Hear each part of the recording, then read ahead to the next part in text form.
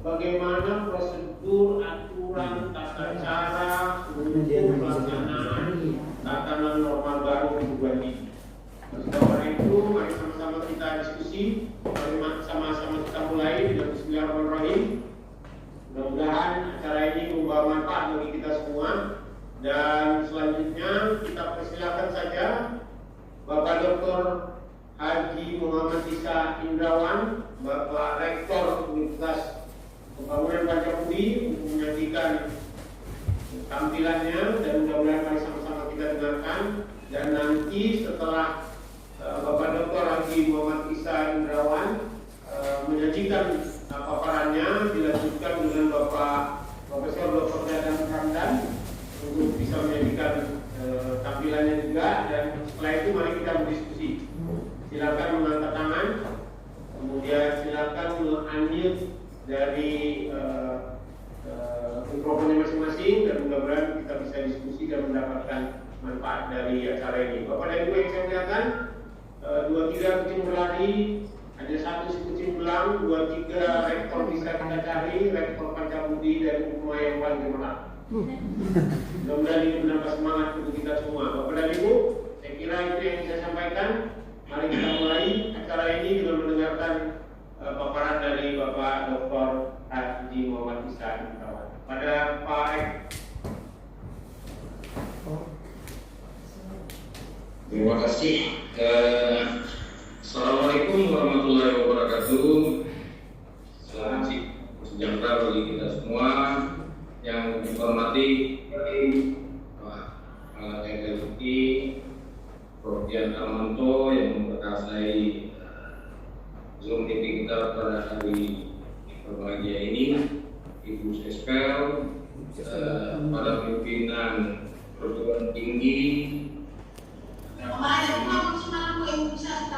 Wan yang LLI 1 Sumatera Utara. Bapak dan Ibu yang saya hormatkan, pertama-tama saya mengucapkan mohon maaf dari batin, minal aidin wal faizin. Masih dalam suasana Idul Fitri, walaupun kita tidak dapat bertemu langsung, tapi silaturahmi dan rasa bersamaan itu terasa kental di bawah pimpinan Prof. Dian Armanto di LLI 1 Sumatera Utara. Saya hanya menyampaikan beberapa hal yang normal, mencoba untuk angkum apa yang sudah terjadi selama ini dan menyampaikan apa yang telah ataupun persiapan yang dilakukan oleh Universitas Pembangunan Pancabudi dalam kita mengetahui bahwa sejak WHO aktif melontarkan isu bahwa sudah bisa dilakukan pembebasan dengan beberapa kriteria, dan statement Pak Jokowi tanggal 20 Mei yang menyatakan bahwa kita harus bersahabat atau melaksanakan aktivitas berdamai dengan COVID-19, maka muncullah ya istilah new normal dan lain-lain sebagainya. Nah, sebenarnya kalau kita melihat bagaimana sih penyebaran, secara singkat saya ingin menyampaikan bagaimana sih sebenarnya penyebaran pada saat ini, apakah bisa dilihat? Mohon maaf. Bisa ya. Sudah bisa ya? Belum Bisa. Bisa Pak. Sudah bisa. Sudah kelihatan. Sudah bisa. Ini tampilan. Ini udah semua kita. Pak Rektor, diklik tampilan Pak Rektor. Sudah, Prof. Sudah. Ya, belum. Diklik tampilan yang FNF 5.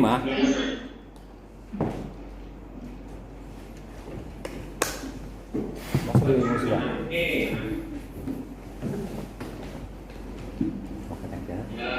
Ya, oke, siap, mantap.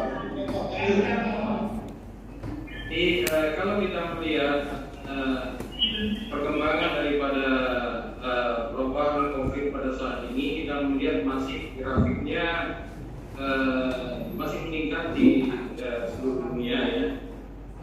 Sedangkan di gambaran saja ya 6 juta yang meninggal 376.000. Nah, Sumatera Utara sendiri kita melihat masih ada peningkatan dari jumlah yang positif dan PDP serta jumlah yang sembuh. Khusus untuk penyebarannya, kalau kita lihat di sini ada beberapa zona yang masih merah, yaitu Medan, Deli Serdang, Siantar, dan Simalungun. Ada 15 zona yang hijau dan 13 yang kuning. Inilah kondisi COVID pada saat ini yang terakhir tanggal 3 Juni 2020. Nah, dilihat dari kondisi ini sebenarnya apakah Sumatera Utara sudah siap menghadapi new normal? Kalau dari ketentuan yang terbaru, tidak seluruh kabupaten kota di Sumatera Utara itu diperkenankan untuk melaksanakan new normal. Khusus untuk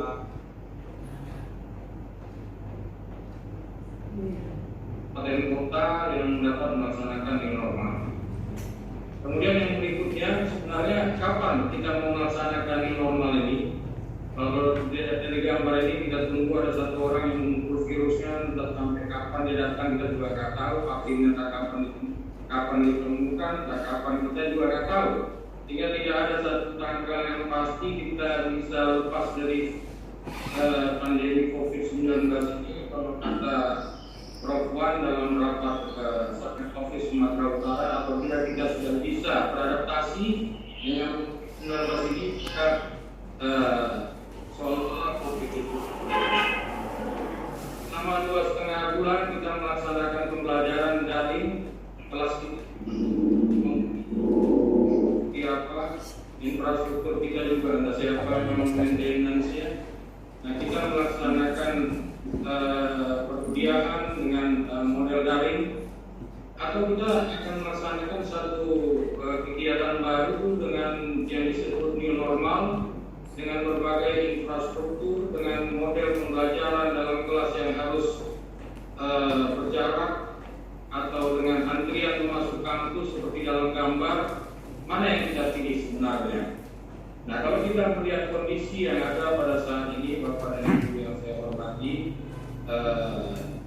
ini dasar hukumnya saya pikir enggak. Kalau kita lihat kenapa new normal itu begitu penting,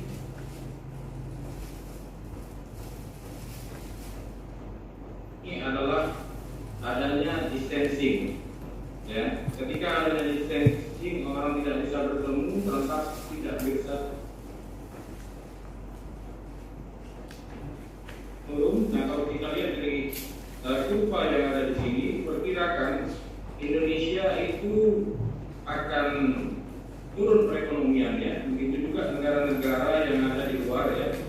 Amerika akan turun 4,6%, begitu juga China, Vietnam sudah menyatakan bahwa dirinya bangkrut untuk barang-barang dari luar dan seterusnya. Kemudian yang berikutnya, kalau kita lihat pada kondisi saat ini, kalau aktivitas ekonomi tidak dijalankan, maka Indonesia itu akan menjadi 30 juta orang ya penduduk miskinnya, yang otomatis ini mempengaruhi aktivitas perekonomian dan seluruh aspek yang ada di Indonesia. Nah, bagaimana dengan perguruan tinggi yang selama ini kita melaksanakan daring? Ternyata kita pelaksanaan daring ini masih ada juga beberapa hal yang tidak setuju. Ada juga beberapa pendapat hasil survei daripada Ikatan Pelajar Nahdlatul Ulama mengatakan bahwa 80,67% mahasiswa belum dapat fasilitas pembelajaran daring dari kampus. Jadi daring ini juga menimbulkan persoalan-persoalan, dan begitu juga tidak semua dosen yang melaksanakan daring sesuai dengan apa yang kita harapkan. Sehingga katanya mahasiswa mengatakan kami bayar uang kuliahnya di WhatsApp. Nah, ini juga satu persoalan yang kita hadapi dari pelaksanaan daring. Nah, yang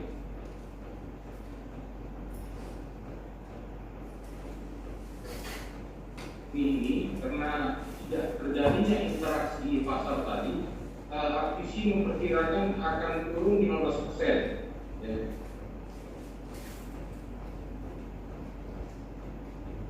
Kas besar di Jakarta sudah merasakannya. Ada sekitar 25% yang mendaftar ulang dari seluruh mahasiswa yang melakukan registrasi untuk penerimaan mahasiswa baru. Tentu ini juga menimbulkan satu persoalan baru bagi kita karena tidak terjadinya interaksi antara mahasiswa langsung dengan perguruan tinggi di kampusnya masing-masing. Nah, dilihat daripada pelaksanaan daring yang selama ini kita lakukan, ada beberapa pelatihan daripada himpunan mahasiswa ya supaya dilakukannya penghapusan uang mata kuliah tunggal atau keringanan uang kuliah tunggal. Begitu juga adanya hasil dari LLDP 3 yang mengatakan bahwa bantuan kuota bagi dan hal ini tentu kita rasakan. Nah, saya rasa di perguruan tinggi di Sumatera Utara ini mungkin tidak semuanya, karena proses pembayaran di setiap perguruan tinggi berbeda-beda. Khusus untuk Pancabudi, saya mengatakan tidak sampai 5% penerimaan kita pada semester ini yang bisa kita tarik dari mahasiswa dengan berbagai alasan. Begitu juga dengan penerimaan mahasiswa baru kita.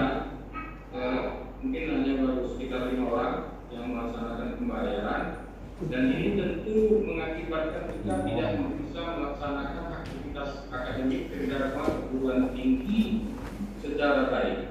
Mungkin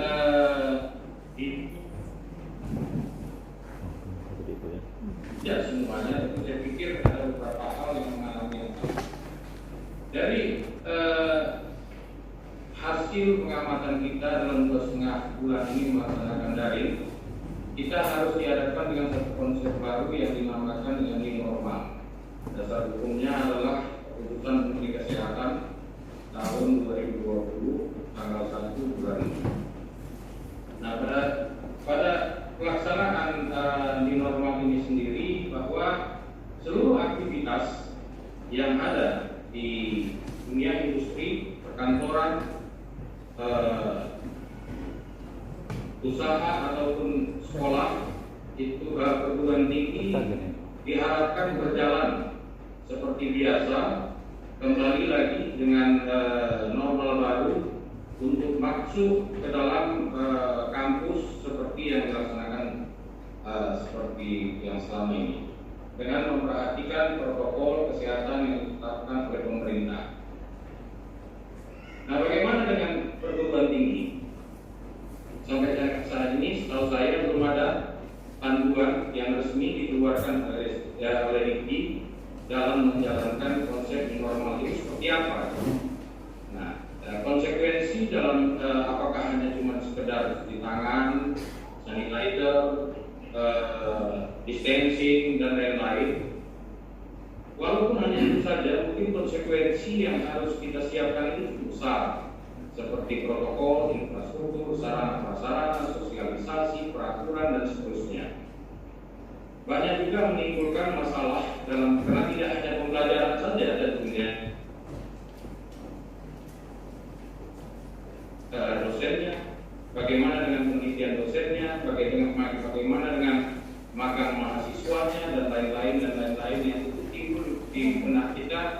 Bagaimana ini menjalankannya? Nah, sampai saat ini belum ada satu panduan yang resmi dikeluarkan oleh Dikti dalam hal pelaksanaan norma itu sendiri. Tapi secara umum ada 7 yang harus diperhatikan, yaitu kebersihan tangan, kebersihan pernapasan, jarak fisik, pengurangan dan jalan dinas, kebersihan disinfeksi kampus, komunikasi, dan tata laksana ataupun distancing dari orang-orang yang terlibat di dalam interaksi yang ada di perguruan tinggi. saya mencoba merangkum dari beberapa sumber. Kira-kira inilah yang harus dilakukan ketika new normal itu kita laksanakan. Ya, jadi sarana tetap kita harus melakukan 1 kali sehari disinfektan terhadap prasarana yang dipakai oleh ramai seperti pintu, keyboard, komputer, papan tulis dan sebagainya. Itu harus kita lakukan dalam 1 hari sekali minimal. Yang kedua, yang berikutnya screening harian. Jadi bisa dibayangkan perguruan tinggi yang mungkin mahasiswanya banyak, seperti UNSU misalnya 23.000 masuk, mungkin berapa orang yang harus memegang termometer ya, untuk mengecek temperatur mahasiswa. Begitu juga warga dilarang berbagi makanan ataupun alat-alat. Jadi dosen mungkin sudah bawa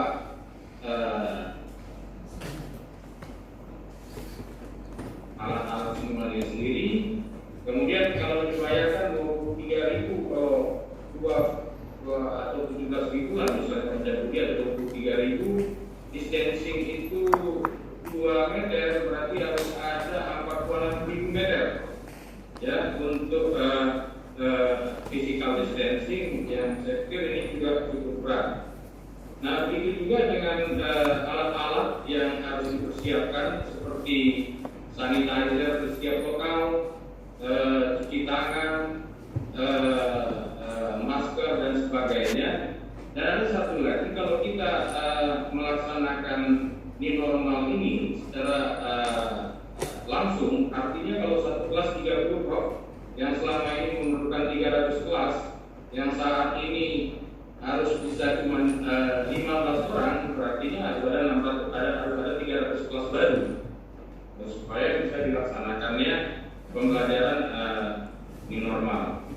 Nah, yang berikutnya kegiatan yang seperti saya bilang tadi, outdoor, ya, makan,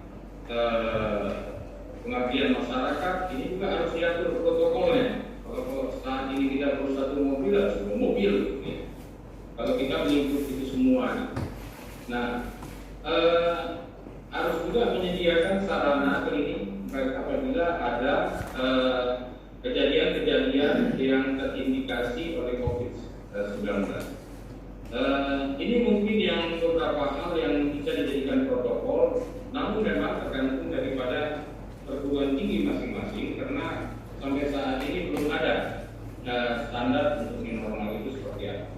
Nah, kalau bisa disimpulkan, seluruh siklus aktivitas kampus dari mulai penerimaan mahasiswa baru sampai wisuda dan mengantarkan mahasiswa itu harus mengikuti protokol new normal yang 7 tadi, dan ini harus dibuat satuan tugasnya, dibuat regulasinya, dibuat sarananya, dilakukan sosialisasi, uji coba, evaluasi, dan baru dilaksanakan.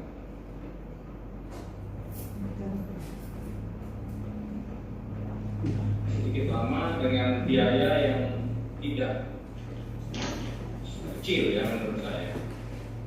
Namun di sisi lain kita mengenal yang namanya KKNI,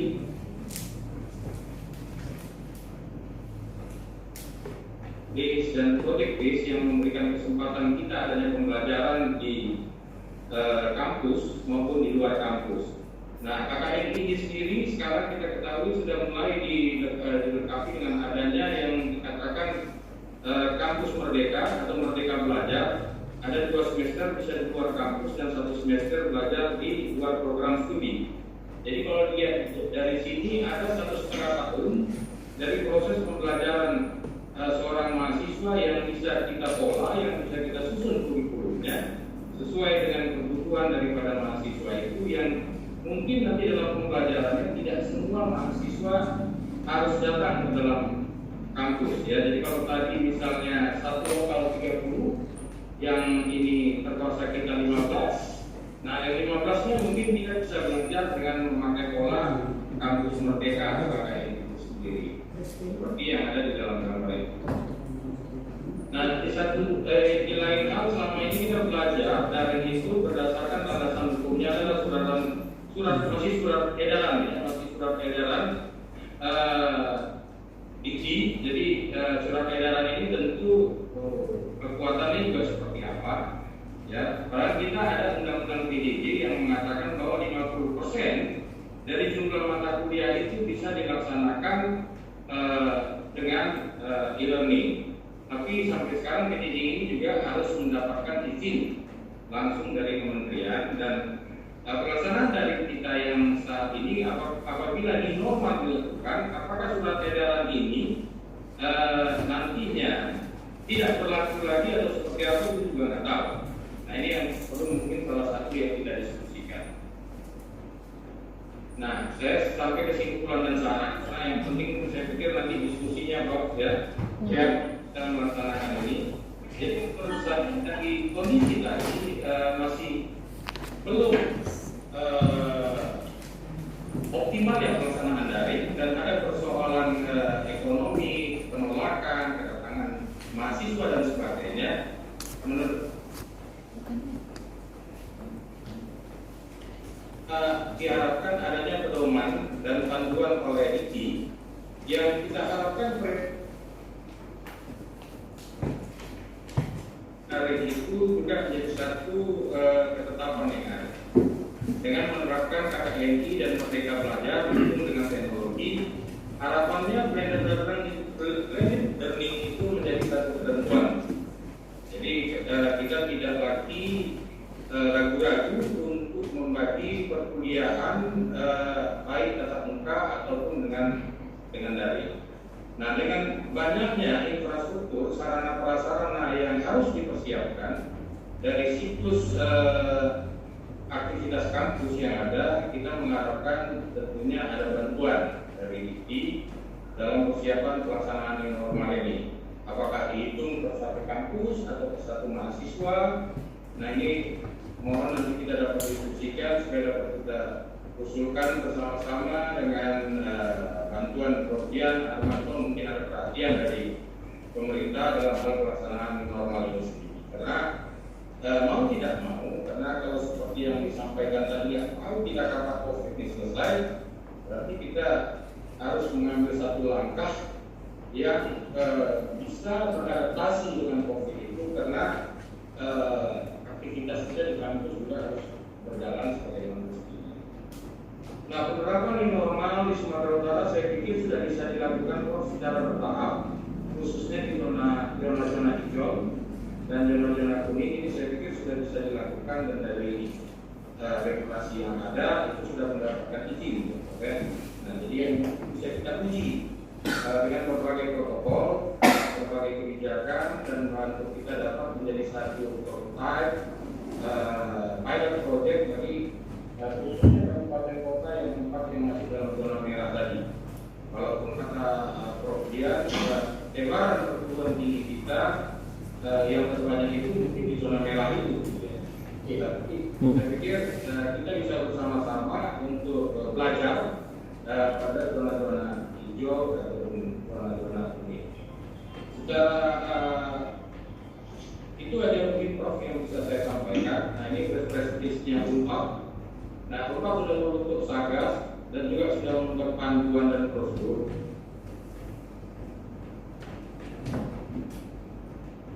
Jadi pegawai kita bagi 4. Dalam satu minggu, satu kelompok itu mendapat 2 hari.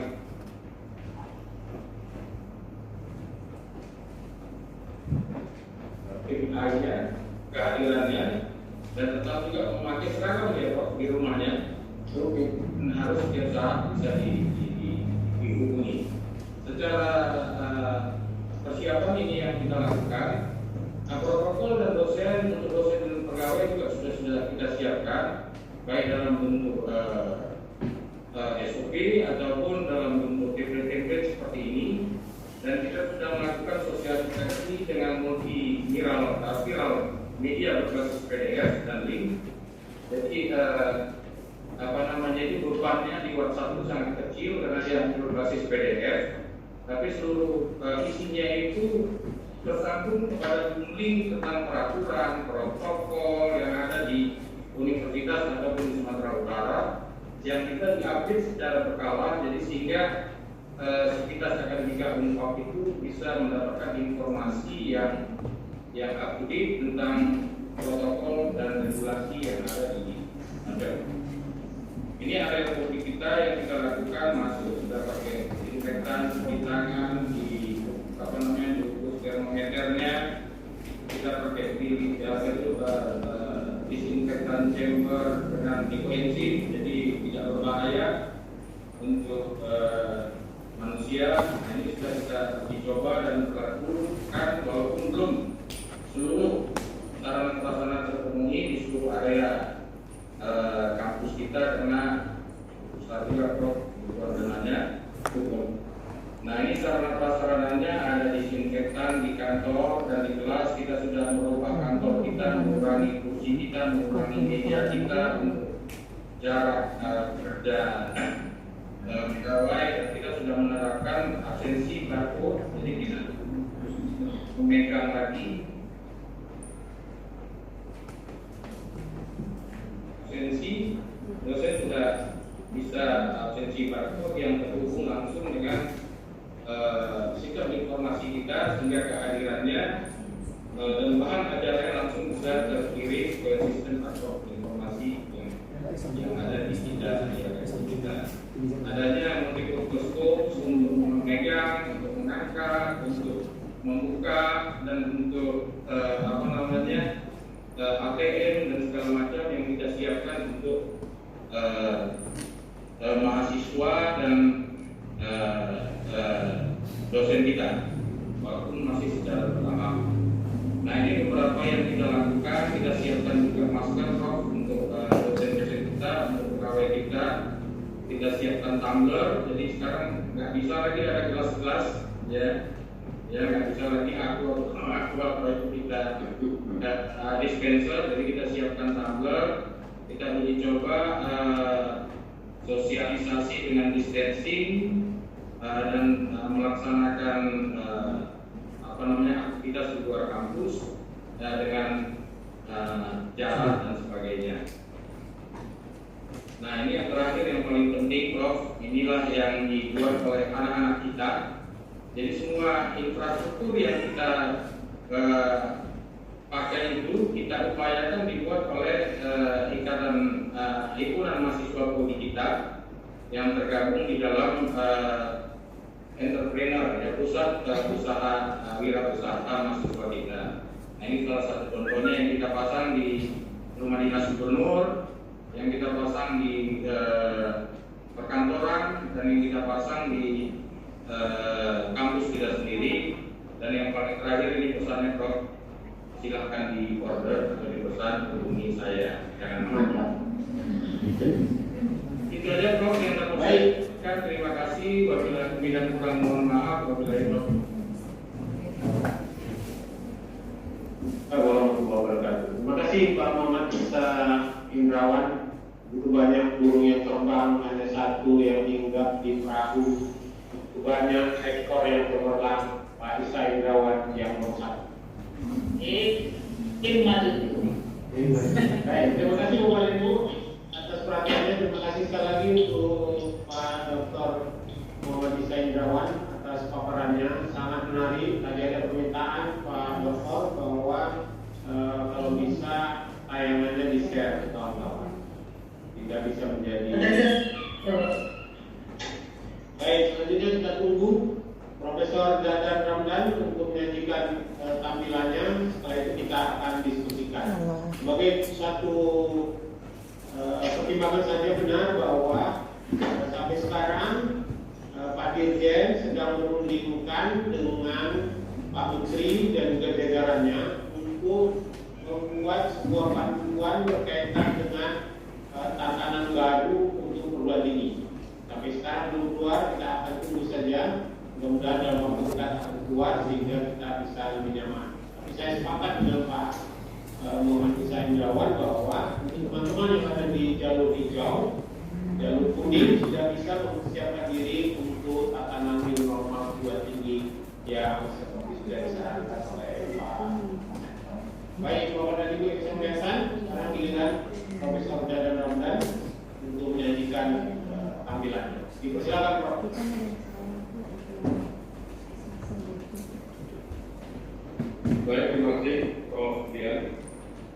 Bismillahirrahmanirrahim. Assalamualaikum warahmatullahi wabarakatuh. Waalaikumsalam warahmatullahi wabarakatuh. Alhamdulillah, alhamdulillahirobbilalamin. Wassalatu ala mursalin. Yang hormati para pimpinan tertinggi yang hadir dalam pimpinan yang tentu ini masih suasana Idul Fitri. Setelah ini saya ingin menyampaikan dan batin Bapak Gubernur mendukung wilayah kerja tadi. Saya perlu ucapkan terima kasih kepada Pak Dian bahwa ini adalah kesempatan yang baik untuk saya dengan untuk diskusi sekalian yang hormati para teman-teman pimpinan ini.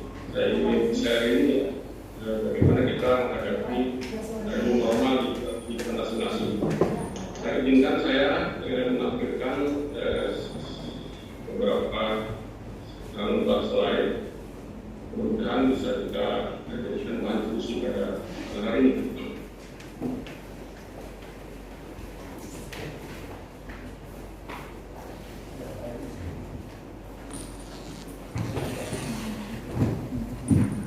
Apakah bisa dilihat? Bapak kalian? Belum, Pak Eko. Belum, Pak.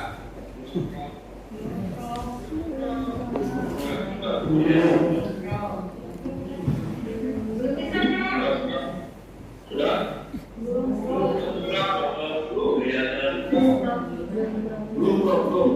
Sudah.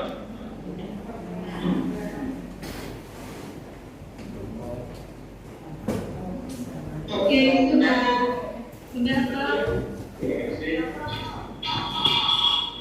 Hari ini dalam seri kita pada kesempatan ini saya mau berterima kasih kepada Pak Dr. Isa yang tadi sudah menyampaikan sejumlah informasi yang untuk kita, dan mungkin ini adalah materi sambungannya ya, karena sampaikan tentang hasil eksplorasi.